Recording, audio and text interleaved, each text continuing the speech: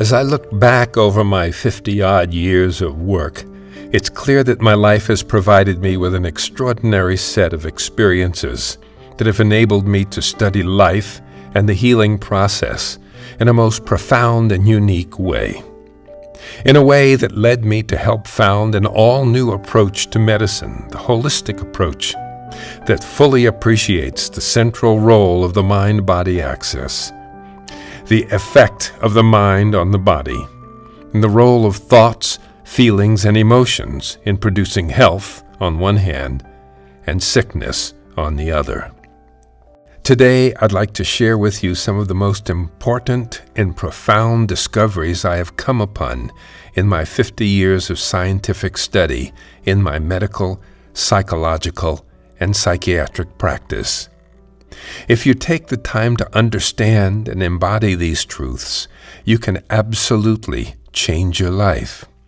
And you can use them as tools to heal your body and mind, as well as your relationships and your spirit, and to achieve health, wellness, success, and happiness.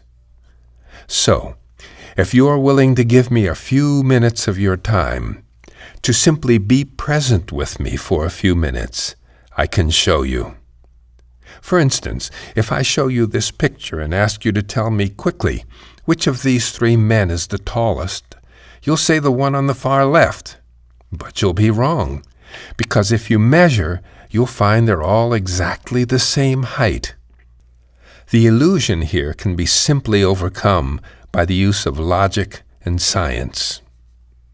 Or if I show you this picture and ask you if the horizontal lines are parallel to each other, you'll probably say no. But again, you will be wrong. These very primitive demonstrations reveal a very important principle, one that is key to healing and transformation of most of the issues and illnesses in our everyday lives, individually as well as in our society as a whole. What appears to be so clearly true is actually false, and you end up making a poor choice because you are seeing only a small part of the whole system you are dealing with. My father once told me a story about a certain very high-fashion woman who was looking for the perfect hat to wear with her special dress to the annual ball. But try as they might, none of the hat designers could come up with one that looked good enough to her. Finally, she went to the most famous fashion designer in all of New York City. He looked at her and at the dress for a long minute or two, and then went to a closet and came out with a long strip of ribbon. He twisted it and gathered it origami style and fastened it together with a couple of pins. She put it on, and voila! The effect was beyond perfect. "What do I owe you?" she asked excitedly. $500, he replied. "What? $500 for 50 cents worth of ribbon?" Silently, he removed the hat from her head, pulled out the pins, and handed the ribbon to her. "Here," he said, 50 cents. Oops. You may recognize this as making the same point as the story of the fellow who killed the goose that laid the golden eggs, hoping he could find the mechanism within and make it produce more than one golden egg a day. In other words, often knowing or having only pieces of the whole is not enough. You need to have them all and have them working together. Failing to see the subtle truths camouflaged in the big picture is the root of most of the disasters in our personal and collective lives, from the sinking of the Titanic to the Vietnam War, from the disaster of slavery to the global economic meltdown of 2008, from the catastrophe of Adolf Hitler to that of global climate change. If we were aware of the full picture, we could have avoided enormous suffering and death. Likewise, if you look back in your own life at some of the poor choices you've made in relationships, business, or self-care, how different your choices would have been had you seen the total picture and responded wisely. The whole is greater than the sum of its parts. So I would like to invite you to look at the whole picture. My goal is to help you enlighten your awareness and develop a deeper understanding of how you can best meet the challenges in your life, whether they are physical, mental, emotional, spiritual, or in relationships. And what I mean by looking at the whole picture is, although you may in the past have heard pieces of what I am about to share with you, I'm going to ask you to understand it not only with your left brain, but also to experience it through visual images, to open to it through the sound of my voice and the sounds of music and nature, and by using your mind and your imagination to feel it at the emotional level, to feel it in your soul, if you're able and willing. To open yourself right now to the experience I'm about to share. To give yourself permission to realize that at this moment in time there's no other place you need to go, nothing that you have to do, and no problem that you have to solve. And therefore, you can relax and bring your awareness into the present moment. Originally, I was trained as a mathematician, scientist, and physician. But unlike so many of my contemporaries, I was interested in the phenomenon of healing, not just the techniques and technology of medical practice. What fascinated me and what I wanted to learn about was life and about people and how they could become more happy and healthy. I found that if I was going to understand the phenomenon of healing, I first needed to understand the phenomenon of life. After all, without life, healing has no meaning. And without healing, as you'll see, life could not have survived the harsh assaults of this environment. And looking at my own life, it has always been clear that everything really meaningful to me, my family, my pets, my friends, they all possess this amazing quality of life. But what is life? I decided I wanted to find out. What is this entity that comes in so many different varying forms, that is expressed in so many diverse and extraordinary ways? When you come into contact with it, you recognize expressions of life. You can feel it, right? But you can't actually see the life force itself, and you can't physically touch it. So how can we study and understand it? Perhaps the best approach is to begin by stepping back and taking a look at the source of the life force, at its beginnings, as far back as we are scientifically capable of seeing. And the best science I know of takes us back about 13.5 billion years ago, to the time of the so-called Big Bang, the beginning of time and space as we know them. And the best of our knowledge tells us that in that first billionth of a second, the universe was a sea of undifferentiated plasma. That within the plasma, waves gradually formed, waves that condensed into elementary particles, and then hydrogen, and then, gradually, heavier and heavier elements that, in turn, slowly coalesced into nebulas and black holes, into stars and galaxies, including our own galaxy. That was about 9 billion years ago. And revolving around one of the minor middle-aged stars in that galaxy was planet Earth. And in those days, 5 billion years ago, this world was a hot, harsh, primitive, and very unforgiving place. It was a place of flaming volcanoes and boiling pools of lava, that gradually cooled and hardened, giving rise to a vast, naked world of bare minerals, and gases, and waters. But nowhere was there any sign of life. Even the vast oceans were lifeless, yet they seethed with inorganic chemicals, combining with each other through polarization and ionic bonding. Ionic bonds are the way atoms interact in a lifeless, inorganic world such as this was. Ionic bonds, such as those which occur when two atoms, such as sodium and chlorine, for example, combine. In this process, the chlorine atom takes an electron from a sodium atom in order to complete its outer ring and stabilize itself. This action, however, converts the chlorine into a highly negatively charged chlorine ion, while converting the sodium atom into a positively charged ion, since it now has one fewer electron than it has protons. In water, all these highly polarized ions then separate from each other and float around, interacting with other charged ions, a situation not very conducive to the formation of the stable chemical compounds we associate with life.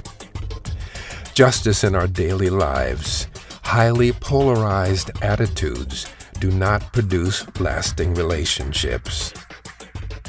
Then, into this bipolar world, along comes the carbon atom with a new idea. Instead of taking an electron from another element or having to lose one, carbon much prefers to share electrons with its neighbors. In this way, the outer rings from both atoms are completed, giving rise to their internal stability and balance, while at the same time not creating the highly polarized situation, such as is characteristic of ionic bonds. These are called covalent bonds, and they bond carbon tightly to its neighbors. The result? The possibility of much more stable compounds than were possible with ionized atoms. It was this new idea of covalently sharing electrons that made possible what we call organic chemistry, that led, in turn, to that otherwise highly unlikely phenomena we call living beings.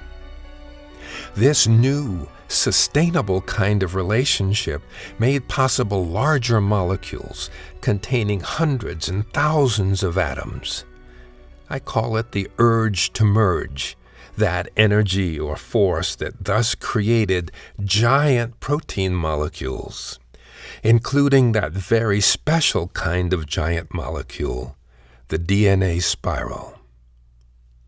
And then, at some point, a group of these giant molecules decided to cling together and wrap a membrane around themselves, giving rise to the first living cell, a brand new entity on planet Earth, created by that same energy of holding together, that same urge to merge. This membrane was necessary for life to continue. The cell had to keep it intact so that the internal environment could continue to carry on the processes of life: respiration, ingestion, elimination, metabolism, and sustain homeostasis. Obviously, if the membrane were to be broken, it would have to be closed rather quickly, lest the essence of its life drain away. Thus, a membrane had to have a way to sustain this wholeness and repair itself if it is interrupted and restore its wholeness. This is the process we call healing, which is the strong tendency to maintain wholeness and balance. So life and healing are very closely related and may actually be the same thing or different expressions of the same deeper phenomenon, expressing the same essential urge to merge. And like this earliest cell, the very complicated bodies that we have still contain membranes, skin, and internal systems that must remain whole and that must heal from trauma back into wholeness. So when there's a trauma to the body, or a trauma to a family or a community or a nation for that matter, it gives rise to the need to quickly heal and become whole again, so that it does not lose that essence which maintains and sustains that life force. Another amazing thing about life is that it possesses the ability to reproduce itself, as that first cell did. And in time, as a result, soon there were lots of individual cells floating around, each one slowly mutating and becoming more unique, each one going its own way and doing its own thing, having essentially no relationship to the other cells around it. Then, one fateful day, instead of separating, the daughter cells of a dividing cell felt the urge to remain together and to function together, giving rise to the first multicellular organism, the first organism composed of individual cells functioning together as a whole. And again, we see that urge to merge at work, sustaining and healing the life force in action. You know this force. Can you feel it in your own desire to remain healthy and happy? In time, our scientific studies tell us that same unifying force gradually gave rise to multicellular creatures of greater and greater complexity, with cellular specialization and the organization of subgroups of cells into organs and into organ systems, and evolving greater and greater diversity and intricacy, creatures of great beauty and grace, with remarkable abilities. And with their ever-increasing capability of action, there developed higher levels of complexity and the need for a more complex system for coordinating the many organs and subsystems. So there arose the need for more complex information processing. For this special purpose, life invented the nervous system and the brain to sustain coordination, harmonious action, and wholeness. In other words, we need a complex brain in order to tell the foot which way to carry the body so that the hand could reach the food that the eyes have seen. Complex nervous structures that could create neural networks that were up to the task needed to be evolved. They need to allow for fluidity of motion and the ability to function in the water with elegance and on land, and with refinements that allowed them to overcome gravity and rise gracefully, to soar effortlessly through the clouds. And at the center of it all, acting invisibly, the fantastically intricate central nervous system ultimately responsible for maintaining balance, coherence, for sustaining wholeness and wellness. Can you imagine that this is simply another form of that same self-organizing principle that expressed itself as the covalence of organic bonds, an ever-evolving theme of wholeness and healing that plays within the nervous system like a beautiful melody, enabling the central nervous system to coordinate all the parts of the body and allow them to dance in rhythm with that melody, working through networks of cells, all communicating with each other chemically through neurotransmitter chemicals flowing across the synapses of neural networks, all in support of the sole function of having all parts work smoothly together, guided by a common purpose. Common purposes that might vary from serving a tennis ball to throwing a pot, from playing a violin or dancing to surfing,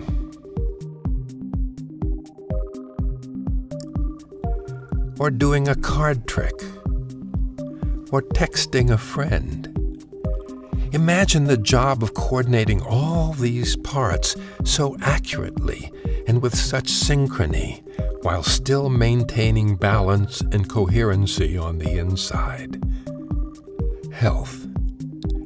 And as it evolved, the huge brain and nervous system of higher animals became able to express the urge towards sharing by sustaining wholeness and integrity in relationships with things and with others in the environment.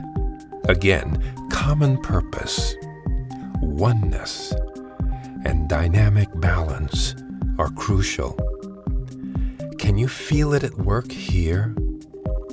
That same force of holding together and functioning smoothly as a whole, that force that held together that first cell now holds together the members of the herd or family or community.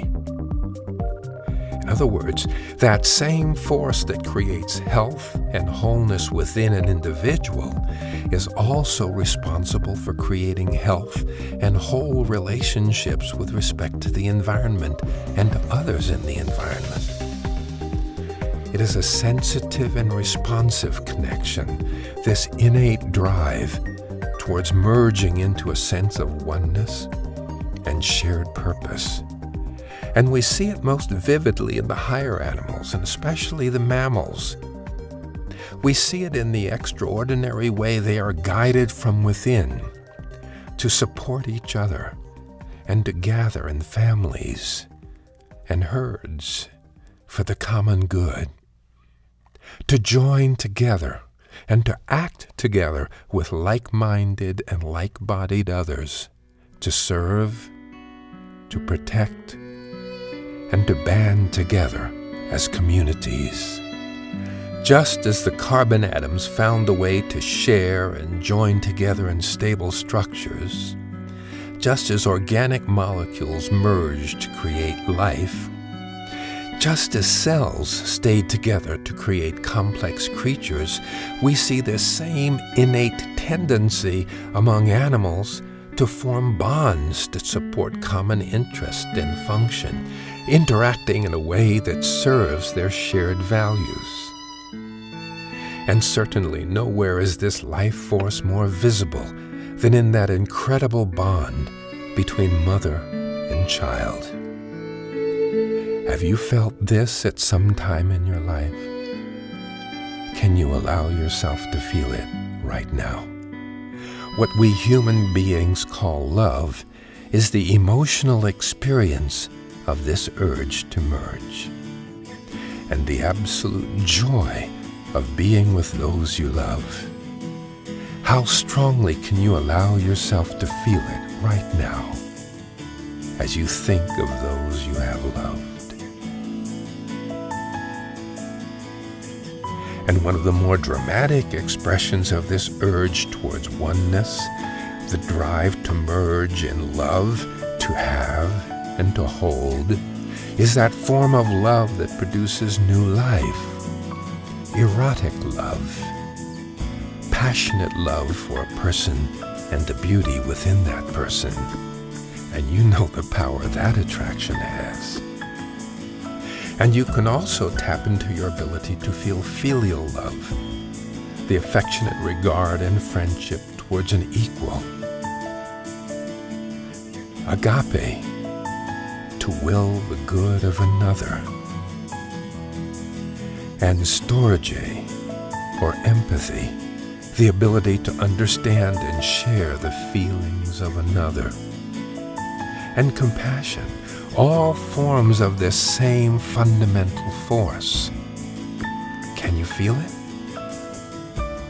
Take a moment and imagine you can let yourself feel the love expressed in these images as you hold them in your mind. Feel it, and notice where in your body you feel it. And can you even experience interspecies love? Different though they may be, all these relationships, at their essence, have the goal of staying connected, of remaining together. And just as a damaged membrane requires healing, if the integrity of a couple or a group is broken, it must be repaired. Love, the healing process at the collective level. Love is the internal, felt sense we experience. Healing is the phenomenon we observe in our physical, behavioral, mental, and emotional life.